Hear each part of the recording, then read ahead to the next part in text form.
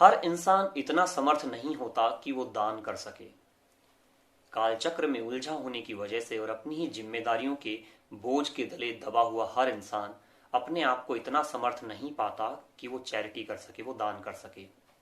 और जो दान नहीं कर सकता उसके लिए ही बाकी दो त्याग हैं, पहला यज्ञ रूप और दूसरा तपो रूप। यज्ञ का मतलब हवन कुंड में अग्नि जलाकर मंत्रोच्चार करके घी की आहुतियां देने से नहीं है। यज्ञ का मतलब है अपने मन में उठ रहे पापों को पूर्णतः भस्म कर देना, अपने मन में पनपने वाले विचारों को जो पूर्णतः दूषित हो चुके हैं निकाल कर बाहर कर देना और उनकी आहुतियां देना।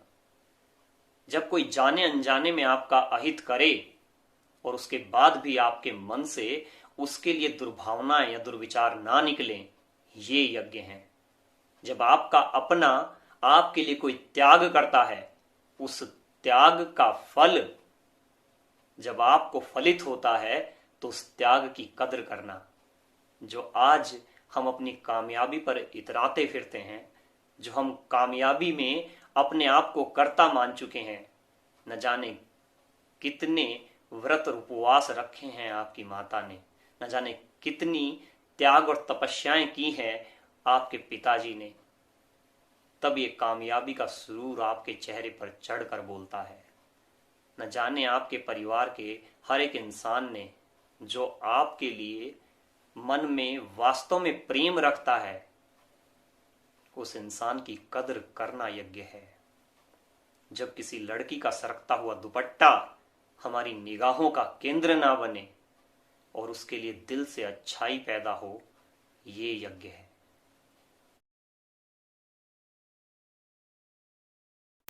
तप का शाब्दिक अर्थ होता है अपनी सीमा से परे जाकर काम करना, working beyond the limits, working beyond the strength and ability. अगर हम इतने काबिल नहीं हैं कि बहुत पैसा खर्च करके अनुष्ठान, यज्ञ और भंडारे की व्यवस्था कर सकें, लोगों को खाना खिला सकें, गरीबों की मदद कर सकें, अगर हम इस काबिल नहीं हैं तो हम तप कर सकते हैं मन, क्रम और वचन से, शरीर से, मन से और वाणी से। अगर हम तप करते हैं तो भगवान के पास जाने का रास्ता प्रशस्त करते हैं। अगर हम भंडारों की व्यवस्था नहीं कर सकते तो कोई बात नहीं, वहां जाकर भंडारे में आए गए आगंतुकों की सेवा कर सकते हैं। वहां खाना बनाने में और खाना खिलाने में अगर हम मदद करते हैं तो वो भी तप है। अपनी वाणी को शुद्ध और निर्मल करके लोगों को उपदेश देते हैं और वहां मुक्ति तक जाने का रास्ता प्रशस्त करते हैं, वो भी तप है। तप का मतलब केवल इतना सा है, हम अपने अहंकार की सीमाओं को तोड़ दें, अपने ही परसेप्शंस की सीमाओं को और लिमिट्स को तोड़ दें और तोड़कर लोगों के लिए ज्ञान का मार्ग प्रशस्त करें। जो हमने सीखा है अगर हम वो लोगों को बता दें और सिखा दें तो वो भी तप है।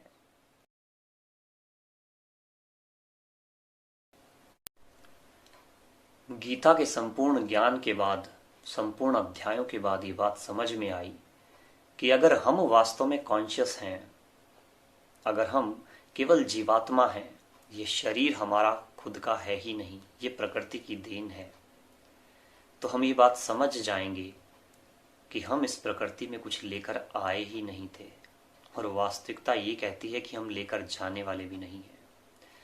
तो ना अगर हम कुछ लेकर आए थे और ना कुछ लेकर जाने वाले हैं, तो वास्तविकता में हमारा कुछ है ही नहीं।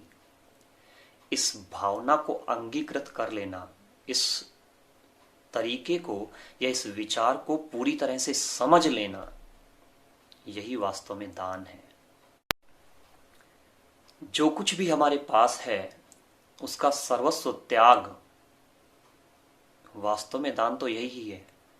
लेकिन अगर हम इतना ना भी कर सकें तो जो चीज हमारी जरूरत से ज्यादा है हमारे पास, और किसी इंसान को अगर उस विषय वस्तु की जरूरत उस समय हमसे ज्यादा है, तो अगर हमें उस वस्तु का त्याग उस इंसान की जरूरत को पूरा करने के लिए करना पड़े यही वास्तविक दान है।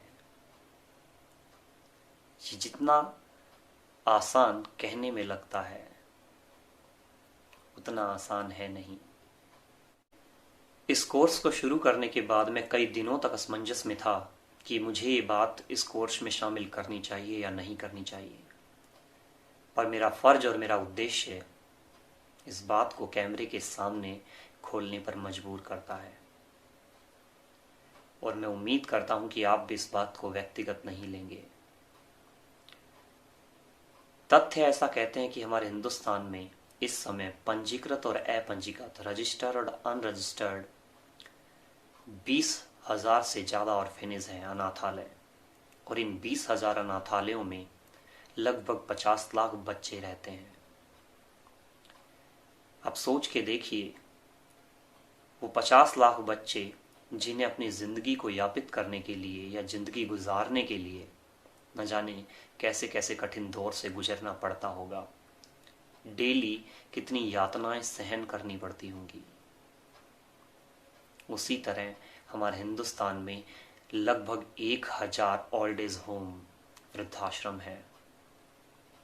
और उन वृद्धाश्रमों में लगभग 20,000 ऐसे बुजुर्ग रहते हैं जो अपनों के द्वारा छोड़ दिए गए हैं।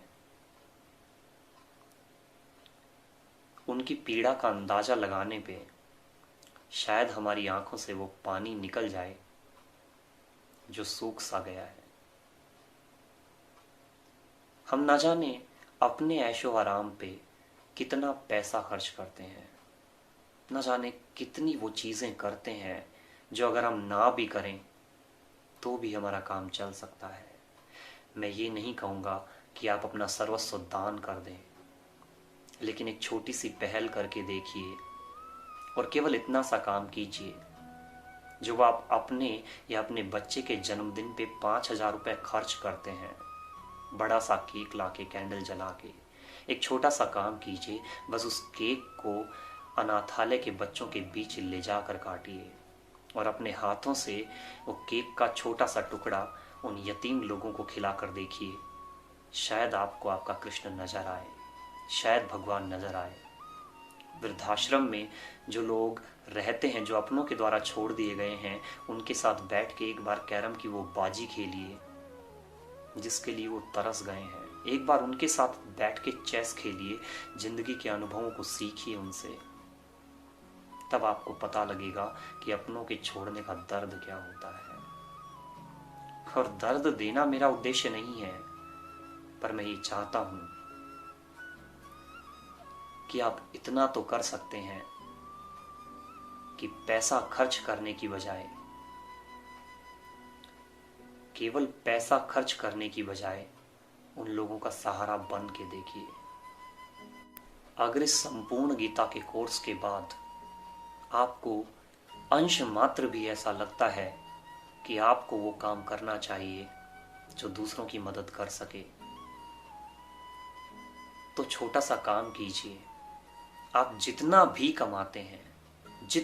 कमाते हैं उसका एक अंश निकाल कर उन लोगों के लिए सुरक्षित रख दीजिए जिन लोगों को आपकी वास्तव में जरूरत है, जिनकी जिंदगी महफूज करने में आपकी बहुत बड़ी महत्वपूर्ण भूमिका हो सकती है। और कृष्ण से प्रार्थना कीजिए कि हे कृष्ण, मुझे इतना प्रदान करो कि मैं हजारों लोगों की प्रेरणा का स्रोत बन सकूं। मेरी वजह से न जाने कितने लोग जो भूखे सोते हैं वो अपना पेट भर सके। साईं इतना दीजिए या में कुटुंब समाए, और मैं भी भूखा ना रहूं, साधु ना भूखा जाए।